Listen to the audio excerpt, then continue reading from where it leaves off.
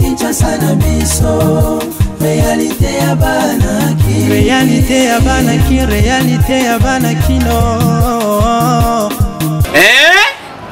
Buyukite bukuyoka kaka Kinshasa na biso kin eleki partout KNB Kinshasa na biso kin eleki partout Kinshasa eleki partout mikolo neza bino pardon Jima sala yolo raté ya on a bien yo Jima mukende umela KNB kin eleki partout rien à dire toi na terre envié parce que kin eleki partout et losako liboso ambongo mosanto azate Céline Don Kardasha isongolo bizubai bana kin ke bana jako zappé so kuta nango KNB Téléma qui chasse l'équipe partout Jimmy Mukendi umela KNB ko zappé te so kuta nango check ovandi Mbote Bakinois et bienvenue la numéro ya sika ya magazine na bino lobela kabino ba vraie réalité ya vie à Kinshasa na biso KNB.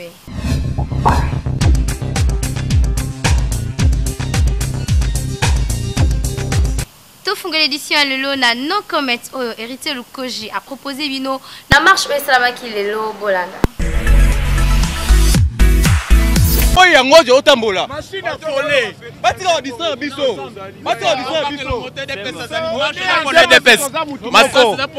biso EDPS toza mutu moko ba balie mbongo etali bango mais biso to ba vrai congolais pas machine à voler tozo tambola na zati esika tokosuka normalement en fait parce que ce toto ba makama marche na Congo awa na RDC awa eza IDPS mais ba rimero tozwa ki parce que la plupart IDPS za la bongo te. Mais il y a un problème interne, c'est à nous de négocier, mais il y a un bloc de rôle banamisa batoté. Il y a politique, mais il dépêche auto yebi parce que la plupart auto les qui belé koune da bataille dépêche. Mais na yebi dépêche ne ba ya ka masse mais to yebi que to ndambu, il y a des problèmes internes. Wana etali mutu moko te. Ba été biche na biso to finga na te.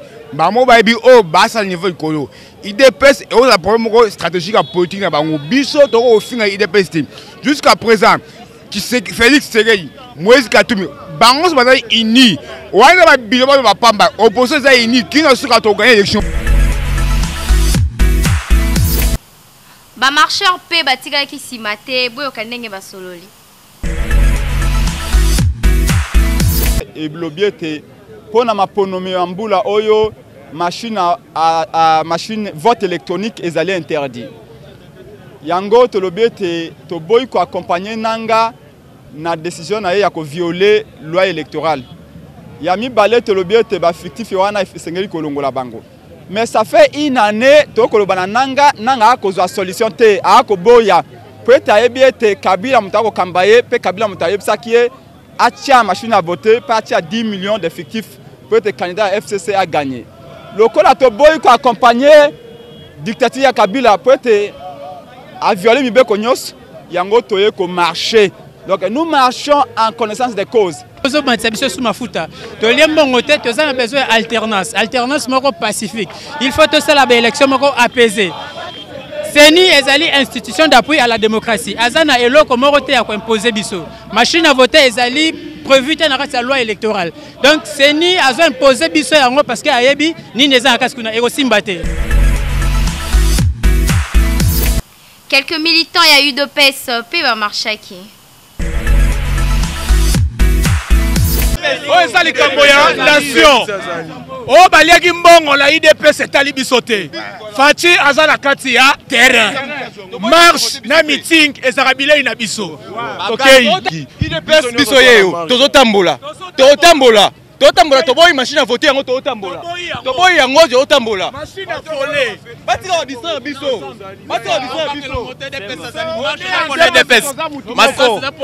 Biso EDPS toza mutu moko. Ba balie mbongo etali bango mais biso to ba vrai congolais. Pas machine à voler. Tozotambola na zati esika tokosuka. Normalement en fait parce que ce totolo makama marche na Congo awa na RDC awa eza IDPS mais ba rimero tozwa ki Parce que la plupart des personnes à la bonne côté. Mais ils ont un problème interne, c'est à nous de négocier. Mais ils ont un bloc de rôle, ils ont un politique. Mais IDPS autoyebi. Parce que la plupart autoleke belé koune da bataille IDPS. Mais na IDPS ne ba ya masse mais toyebi que tout ndambu, il y a des problèmes internes. Wana etali mutu mo côté. Baba été bis na biso to finga na te. Ba mo ba bi o basa niveau ikolo. IDPS et on a problème stratégique à politique na bango biso to o finga IDPS team. Jusqu'à présent qui c'est Félix Tshisekedi, Moïse Katumbi, bango se bataille ini. Wana ba bilo ba pamba opposé za ini qui na suka to gagner élection. Ndeko Eliezer aswali na batu ensemble na marche o esalami lelo bolanda.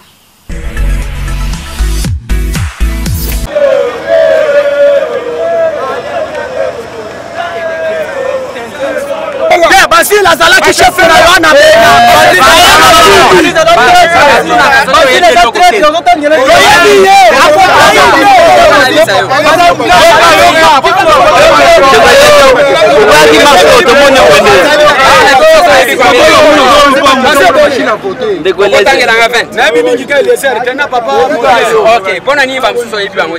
toza 3600 journalistes anakin pona ni bamsuso yebi bangote. Est-ce que yo yebinga depuis quand na banda combat peut-être yo outi kokota yoga na yebisa yo avant ya comme journaliste moi je suis combattant monsieur tu comprends et puis makamunga na kutana kana ngoyo so yo kutani nango obani boyembela kabila ça va yo so yo kutani na $1000 ongoyemba na kutikala ko sala na ingénieur de formation na na $1000 ezambongo muke na kontra ile c'est là to kenda kana makambude jo nini Bolingi botu na question à IDPS. Mais IDPS yango oti. Soki bokati sika kawa, boke kotuna bato à IDPS. Honorable Kovo Ingila alobi mabe po na Kabundi CG ya UDPS pe asengi na nanga alongola machine à voter.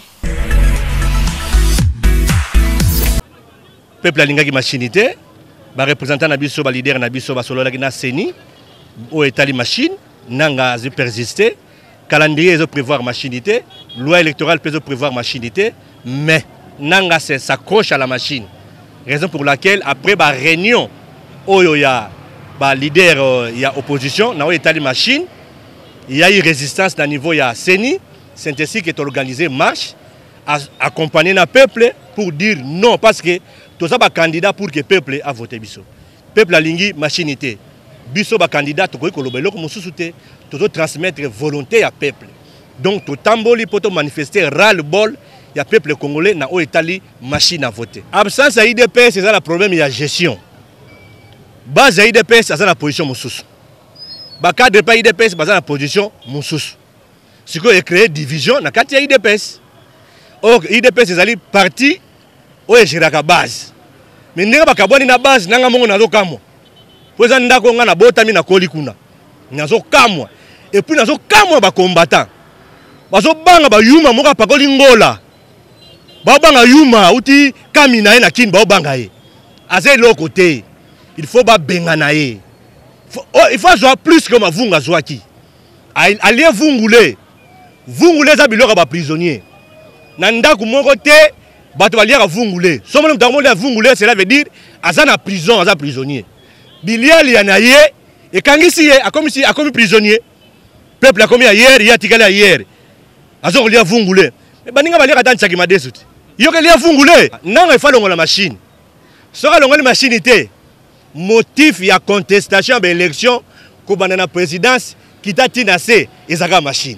Pour loi et prévoir en côté. Ata balobi yo gagner ezaka tricherie. Ata gagner la voie légale ezaka tricherie. Cour constitutionnel et vous en a difficulté à reprogrammer les résultats. C'est ça le danger. Parce que dans le calendrier, machine est zate. Dans la loi, machine est zate. Yo utilisant. Ozona nanga. Chiko, et ça le quoi yo bali moi ça vierge. Après 6 mois, di bumono vimba. Mais il faut so solat. Donc batu ba fungola misu nanga azo mema mboka na KO. Be élection o ezaba élection piège. Do bokena be élection après contestation et quoi qu'on annule l'élection nyonso. Toko bandelango à 0 likolo ya machine. Président de la jeunesse, il y a eu de qui basa, téléméli ba journaliste, oyo bazo finga, candidat na bango et opposition Fachi. D'abord, ils allaient participer maro. Au moni, batou mususu, ba mesana na ba bloc on a ba mongo, ko so ka ba mongo par-ci par-là. Voilà pourquoi bazalaka toujours na ba raccourci wana, parce que ça refus de réflexion. Ba lingi ko so ba raccourci. Il y a confirmer ba bloc oyo bazana ngo bazana bazo maîtriser ba tenants et les aboutissants na ngoté. Moni ndeko na biso Daniel Safou. C'est vrai à un moment donné Abimaki lokola molobeli azoko défendre la population azo sala ba makambu. Par moment il faut qu'on faire la part des choses. D'abord il faut d'abord ceux qui alignent réellement politique. Abima politique. Et non ko bata manasima ya corporation ya journalisme. Parce que par moment il y a ceux qui ont l'obélié et comme on a touché corps wana. Donc il faut y d'abord en tant que politique parce que depuis un certain temps il s'affiche comme tel. Azam Mutumoko a commis Koluka na planche ni yango à se saisir nango pour aluka que se créer un espace. Et ça c'est malhonnête. Escroquerie au bazo le bla oh il y a taxé Félix escroquerie ne ya mwana. Ozo bima na casquette moko boye mais pour finalité nango ezali ba intérêt ba gain politique. Tozana ba exemple nango mo ebele na côté wana. Ba yaki pe bongo mo ebele ti lelo ba décevoir peuple ka ndenge wana. Mais il faut toye ba eloko moko. Yena no nenga za wana. Biso toye ba ngote. Total appel na musika to bomaka moto. À un moment donné to bendaka moi koni pour moto kufa. Mais yé ça a recruté donc tu le lot d'ailleurs tu te bien moto landa ba image oyo à un moment donné tant bakanga qui est na niveau ya ce qui commissariat provincial permet na IEC te rebi li solo na eleka na ba réseaux sociaux to landa ya mon écran eleka oyo na bato ba se manifester qui pona ko bimisa yé côté douanier na affaire wana Jean-Marie Kassambazala qui wana na ba vena biso papa Molière et consort ba sala qui clique pona ko kende ko bimisa ko des douaniers ba pesa une injonction. Il y a ça qui recruté dans le service de sécurité. Toyebi yango, ils ont une information toyebi. Mais aujourd'hui, azobima, au nom il y a peuple on dirait opposant. Pour na koluka siko yokoye un peu ba stratégie aux les kanakati. Problème il y a relié mbongo au kosala boye, ba spéculation là ce n'est pas sérieux. Na ba niveau ya ba 30 oyo dimension oyo appelle ça na image de la population, il y a retenir ba propos ya nengwana, ça sont des propos acerbes que nous ne pouvons jamais tolérer. Surtout au niveau de la jeunesse, il y a parti. Tu crois qu'on tolérer jamais. Il joue le jeu du pouvoir. Na roko ta kutu na lisolo oyo bon parce que maintenant nous dans la parcours na yé kazala kana rappel perdre ona. C'est vrai ce qui n'engeni ni ono alinga pouvoir par ma carte de membre et tout ça. Mais tu yebi que bazala membre par rapport il y a ko signer fiche d'adhésion. Wana c'est un faux débat. Mais par rapport il y a décision au biso IDPS to suit. Il faut pas trouver une interprétation en haut. IDPS, depuis la nuit des temps, te défendre l'intérêt de la population. Ma cambo est lié à la machine à voter. Tu l'as yango, tu continues à l'oba yango. Et ça, la machine oyo, tu as d'accord. Tant que tu as l'oba que non, avec ou sans machine, nous irons aux élections. Et il y a le bâti que non, tu sais pas la machine et comme il et comme il aura sainte vierge machine. Et ça, il y a une impression de ça. Mais si tu as que le vrai problème est à Congo, tu es bien. Le vrai problème est à Congo, c'est Kabila. C'est le président Kabila le problème au Congo. Ce qu'il faut entre deux mots, il faut choisir le moindre mal. Ce qui est lingi, tu as la machine. Ça veut dire que le processus soit des prétextes pour entre-temps glissement et salement, tu as mis ma négociation. Et comme ça, il y a une transition. Et là, on a des IDPS toujours pour éviter. Il faut toujours demander Félix Ouassé quoi toute la question là. Que demande le peuple? Bakino bakinda qui marche te, bango pe bavanda ki kimia te, boyo kanenge balobi. Bon, la ligade qui marche, mais t'as la moi la vague qui est malade dans l'hôpital, mais en tout cas, il fallait la qu'il y ait. Pourquoi moi la malade? C'est pour, c'est normal. C'est une revendication, ça droit. Ozala te donc ezalaka droit moko tozalaka à gauche sur la droite sur la gauche, c'est comme ça, c'est passe comme ça.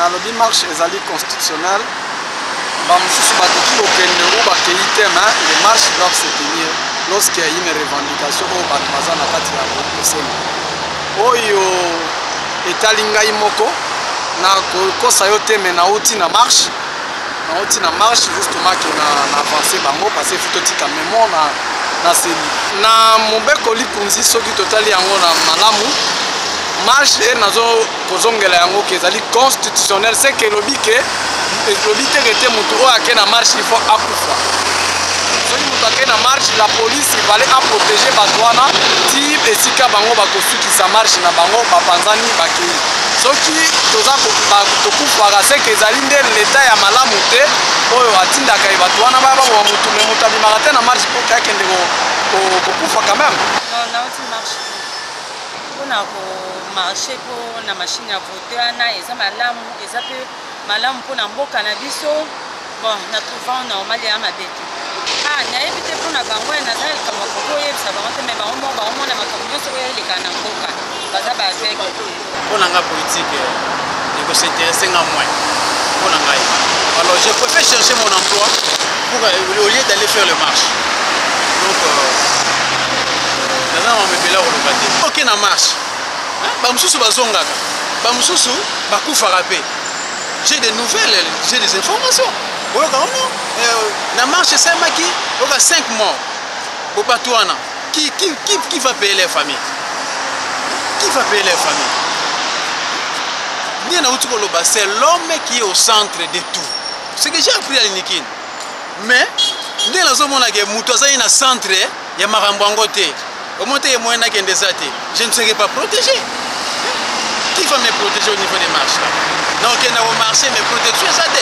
dernièrement bao bakufai na victoire na rompoint victoire bake zéro biloko wana eza biloko esi elobana na motu nyonso eza biloko ya malamu te mama tozala claire biloli papa lokola babiloko loka bamasini ya boto non malamu etika topona mokonzi ya motema ya malamu lokola bakoko lokola bato mboka bakoko na bana bamboka bayebi kotanga te bayebi eloko te bakovote na mashine ya ndenge de deux soko lelo courant eza te to rate mpona courant eli mpona likambo ya koboya mashine bato balingi tozala malamu masini eza na ntina moko te mais tovote na clairement moto na moto ayeba pourkui nazali kovote c'est ça le nécessaire merci totambusa mboka lokola mboka ya kosomba te.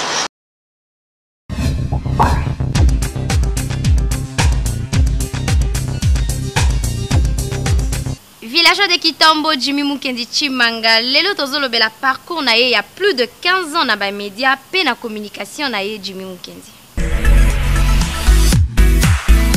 Jimmy Mukendi, je l'ai connu tout d'abord puisque je suis un natif de Kintambo. J'ai grandi à Kintambo, j'ai fait mes armes comme on dit à Kintambo. Et puis le bonheur ou la chance a fait que je puisse le retrouver dans le cadre de ma profession, puisque j'ai choisi le métier de la craie, comme on dit. Donc nous contribuons à faire reculer les frontières de l'ignorance. Et je l'ai connu comme étudiant. C'est un garçon que je connais très bien. Et je pourrais même mettre, comme on dit, un peu de piment sur la personne, d'autant plus que moi je l'ai vu enfant. Et je l'ai vu aussi à l'âge de la maturité. Donc il s'est réalisé en tant qu'homme. Donc pour moi c'est une des personnes pour lesquelles j'ai beaucoup de respect. Je le dis sans trop lui jeter des fleurs. J'ai beaucoup de respect pour lui parce que parti de rien, il s'est réalisé, il est devenu quelqu'un qui a eu de la notoriété et de la bonne notoriété. À Kinshasa, nous connaissons des gens qui sont connus, mais ils sont connus pour des choses qui ne comptent pas pour la société. Voilà un jeune homme pour lequel, je le dis, chapeau bas, j'ai beaucoup de respect, qui est en train de venir nous rejoindre, mais en participant à des chose très importante pour le développement de la société. Et à Horizon 33, je travaille comme journaliste reporter, producteur des émissions. Balobi oza candidat député, ce qu'on répéter message que oza candidat député, baye bango aéroport, Kinshasa yebi que oza candidat député. Balobi bien, bandekona na constaté, tu n'as pas qu'à retirer comme on a kati ya. Pour retirer candidature. Exactement, parce que na pesa eloko mon côté, na ko regretter mingi biso ba congolais, pour mon imbari boso conférence et beba qui peut tenir en français. Et bon, il va faire la caméra surtout il y a vote au na lingala pour ba tout bayoka. Maintenant to côté na français, français za moulay za moloko na biso te ba kosne biso. Na senga ba kosala ni. Bana mwamba te repli mobimba ngali docteur en sciences des catch. On a produit l'émission SOS Enfants, une émission de défense des droits des enfants.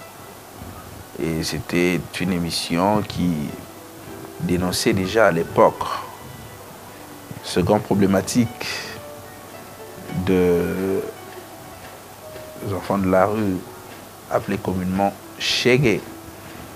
Et aujourd'hui, on leur appelle le Koulouna. À l'époque, l'émission essayait de relever quelques problèmes de société qui s'est posé par rapport à ce phénomène. Nous allons passer à notre tout dernier élément avant de conclure cette émission, c'est-à-dire l'élément d'un enfant, disons de deux enfants, deux jeunes filles qui pratiquent la prostitution au grand marché. Cet élément, nous l'avons fait passer il y a une année. À la rédaction de Horizon 33, j'ai gravi tous les échelons. J'étais journaliste, reporter, secrétaire de rédaction, un peu plus tard, rédacteur en chef. Jimmy revenait directement de Numérica et disons Tropicana. Il est venu nous trouver à Horizon 33. Et c'est vraiment quelqu'un qui aimait beaucoup bosser, il aimait boxer. Il aime son travail, il aimait aussi son travail. Nous avons vécu beaucoup de temps avec Jimmy. Et quelques temps après, nous nous sommes retrouvés dans une aventure qu'on appelait Indobil, avec l'arrivée de M. Baba Bassoé à Horizon 33, parce qu'il est venu nous trouver là-bas. On a constitué une équipe pour pouvoir faire un journal en jargon ou en patois quinois. Et un peu plus tard, c'est le format où les mêmes personnes qui ont travaillé avec Dubil, on est allé créer Lingala Fassi.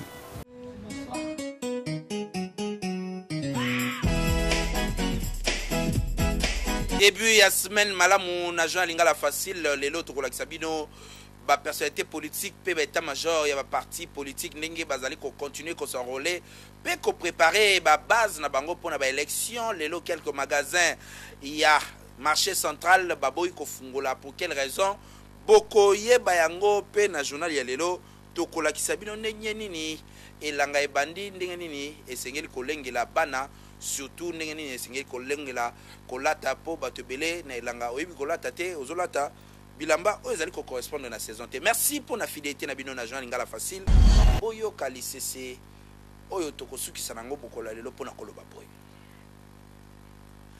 tala bien na tango ya discussion mutu amayele alobaka mingi te kasi oyo apelisaka munoko alinga kofanda nie te mingi bazaka na tort nalobi te kaka mutu azoba ete ya bino mobimba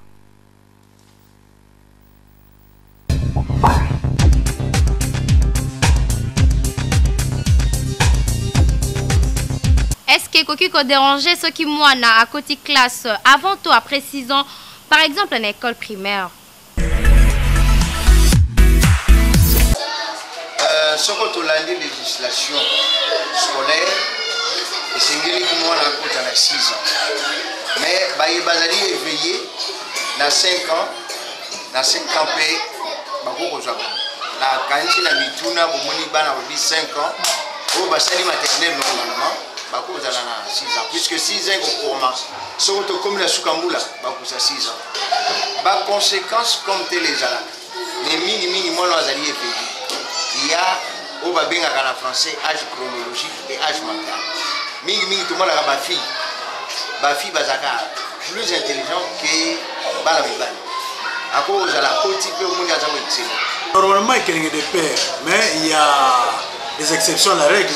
Les parents sont un peu plus tôt, un peu plus tard, peut-être problème de moyens, d'intégrer social en Boka Ezali, mais normalement, moi, nous avons, par exemple, la primaire, 6 ans et demi, à Boko, la première, comme ça, pour 7 ans, première primaire, et ainsi de suite. Maternelle, ils ont 3 catégories. Tu as la première maternelle, deuxième maternelle, la troisième maternelle. Donc à partir de 3 ans et demi, 4 ans, à Boko, ta première maternelle évolue comme ça. Troisième maternelle, deuxième, troisième maternelle, et puis à celle-ci, cycle peut-être à 5 ans et demi, à Boko, tu as 6 ans et demi, première primaire.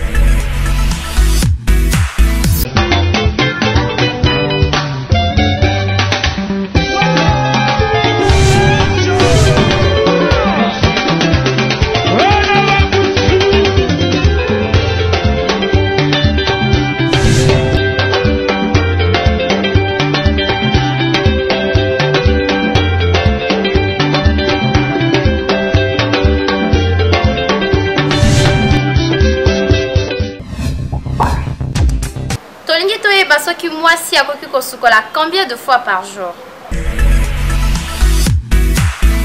mikolo mo eza kobima penza makasi eza kutia koloba te kasi motu ne tuna mingi ntuka biso na mikolo na kai bete into yeba mwana mwasi combien de fois kosukola na journée ba te biso basi tolinga kosukola bamsu balinga kosukola te mais basi balinga kosukola neti mwasi surtout so za muta munene il faut sokola po muta munene atoka pamba pamba il faut sokola so sokoli te montre eza mabe ata 3 fois par jour po neti basi mususu alamuki na tongo asokola ke musala lera uta musala yesenga nini asokola yo pe na tongo so alamuki osokoli osese musala tina moyo wana so ya makasi yesenga peka osokola ka teza malamu surtout so ba moyo eza makasi bo eza kitoko so osokola mais mingi peut-être la plupart basi mususu pe basokola te mibali pe balinga pe osokola te surtout mibali o bata moto ba receveur balinga kosokola te ba chauffeur po so alamuki ka 4 akei basi balinga mai te wana bakosi mibali nde balinga mai te basi nde balingaka mai baso basokola mba moko nga na tei bango fo basokolaka 2 fois par jour so mwasi asokoli te apesa solo ti apesa solo fo basokolaka fo bazala bien nzoto ezala makasi so mwasi ozosokola te apesa solo. Actuellement moi ça gosse quoi 2 fois